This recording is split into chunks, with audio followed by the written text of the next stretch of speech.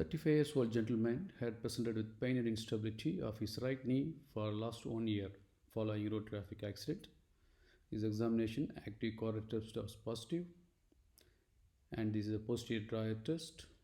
You can see that almost grade 3, and varus stress test in both 0 degree and 30 degrees showed more opening than the normal side, almost grade 3 opening.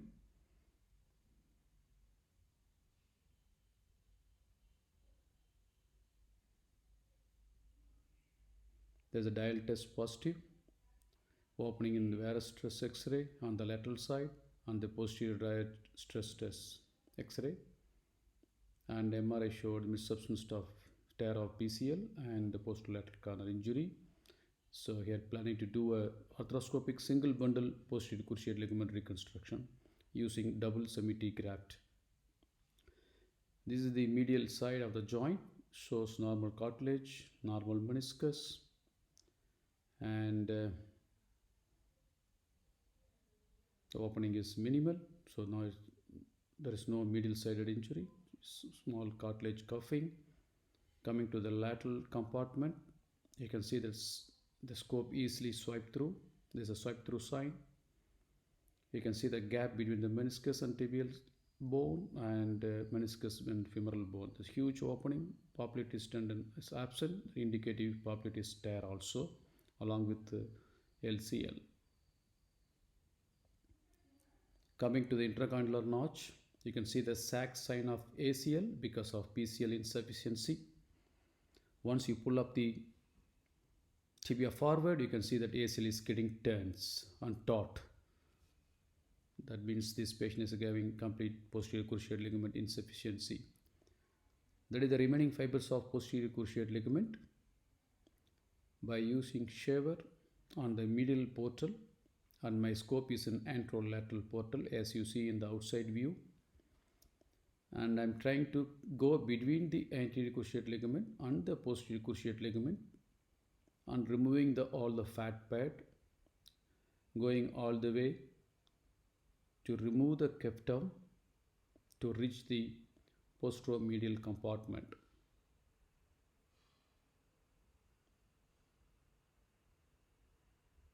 As you see here, there is a opening on the posteromedial compartment. Removing all the capta and fat pad, you are able to see the posteromedial compartment well. Another way of reaching posteromedial compartment between posterior cruciate ligament and your medial compartment, medial tibia. As you can see here, the scope easily slides on between the PCL and the medial compartment, and your needle is inserted from outside in with the blindfolded. You can see that through the light source you can easily identify the spot and insert the needle, or usually around 2 cm away from the posteromedial joint line.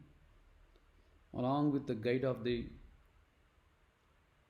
pin, you can use a 11 mm pin, make a small stab incision, insert the swiping rod, and 6 mm cannula is inserted so that it is easy when you exchange the scope between posteromedial portal and anterolateral portal.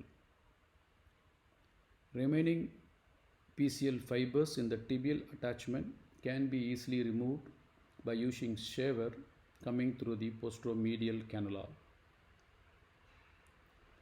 Here I am clearing all the soft tissues posterior to the tibial attachment of the posterior cruciate ligament. Using soft shaver is more safer. When you are using aggressive shaver, make sure that the blood is not turning posteriorly. Make sure that it is along with the bone so that you don't damage the neurovascular structures. They are just 1 cm away from the tibial attachment of posterior cruciate ligament. It takes some time to remove and clear all the soft tissues behind the posterior cruciate ligament. Now I switch my scope to the posteromedial portal. As you see in the outside view, the view through the posteromedial shows the tibial attachment of the remaining posterior cruciate ligament. You can see that some footprint is seen very well. That is the medial compartment, medial meniscus, and this is the posterior cruciate ligament. Here you can see that I'm inserting the jig in the outside view. Usually I keep around 65 to 75 degrees, and you can see that it sits exactly over the PCL attachment. Sometimes if you want to go a little bit deeper, you can use the PCL scoop. Yes, I am doing it here. Bluntly we can dissect that remaining soft tissues so that we can view it better.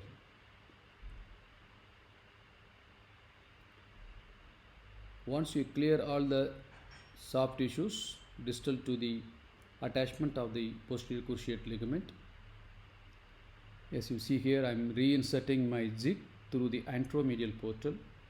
The jig can be in the center of the footprint or slightly lateral to the footprint so that you don't medialize too much of your tibial attachment of posterior cruciate ligament. And through this medial side where we harvested graft, we are inserting the guide wire. As you see, the assistant is drilling. I am holding the scope on the posteromedial portal, and you can see that guide wire is emerging. That is the advantage of seeing through the posteromedial view. So you can have a direct visualization of your entering of the guide wire. Then we can start doing reaming. Here we measure around 10 mm size of the graft. So I am going to start with 8 mm reamer first, then gradually increase to 10 mm. So here we are using 8 mm reamer through the guide wire. So the first reamer is around 8 mm. And again weaving through the posteromedial portal, you have a direct access. You can see the tunnel now. So I'm again going to reinsert that guide wire. Again I'm protecting the PCL, using the PCL scoop to protect the guide wire to migrate in the posterior side. My assistant is inserting 10 mm reamer through the guide pin. Then you use the shaver through the same tunnel to clear the fat pad at the exit point of the tibial tunnel in the posterior tibia. So tibial tunnel was made. Now we move on to the outside view where you are making a lower anterolateral portal. So here I am planning to do an inside out tunnel for the femoral side. So I am seeing through the anterolateral portal and clearing all the soft tissues around the PCL, and you can use the van to mark out the anteromedial bundle, because here we are planning to do a single bundle PCL reconstruction. So I am going to mark it out with this van. Helps you to plan your anteromedial bundle in the PCL incision of femoral side. As you see here, so you have to come from the top, from the almost 12 o'clock position.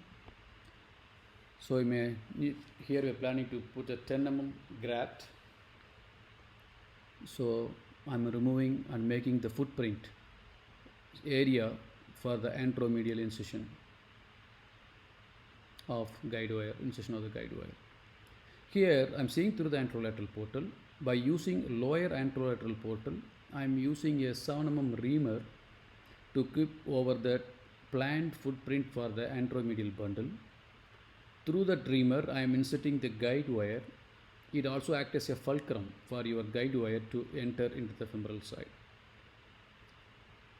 Once you have done that, I'm happy about that insertion level. You can see that in the center of the anteromedial footprint, I am changing my scope to the anteromedial portal so that when you work through the lower anterolateral portal, it won't damage your scope, because we are going to use the reamers now. Here I am using a 4.5 reamer to use the suspensory fixation. Whether you can use a fixed loop or an adjustable loop. Here I am planning to do an adjustable loop tight rope from Darthrex. This 4.5 mm drill has got a measurement so that you can measure the total tunnel length. Once you are done that 4.5, then you change into the reamer. Reamer, as I said, here it's 10 mm reamer. You can start gradual reamer, or you can use if you are confident about your footprint, you can use the directly 10 mm reamer. It goes up to 20 to 25. Safer to put 25 mm on the femoral side. Total length of the femur is around 45 here. You can see that is the tunnel, entry point of the femoral tunnel. I'm clearing all the debris over there. You can see that is the footprint, that is the tunnel for your anteromedial reconstruction. You can also use depth gauge if you have doubt about the tunnel length, so you can reconfirm it. So once I have done the both tibial and femoral tunnels, I am inserting the threads through the tibial tunnel for the passage of the graft, and I am taking it with the help of the posteromedial portal and dragging it into the joint. Again, I am using the anteromedial portal to take it and bring it in front of the PCL. Then again I had to take it through the lower anterolateral portal. Then I insert the spade guide wire through the lower anterolateral portal and take out that threads through the femoral tunnel.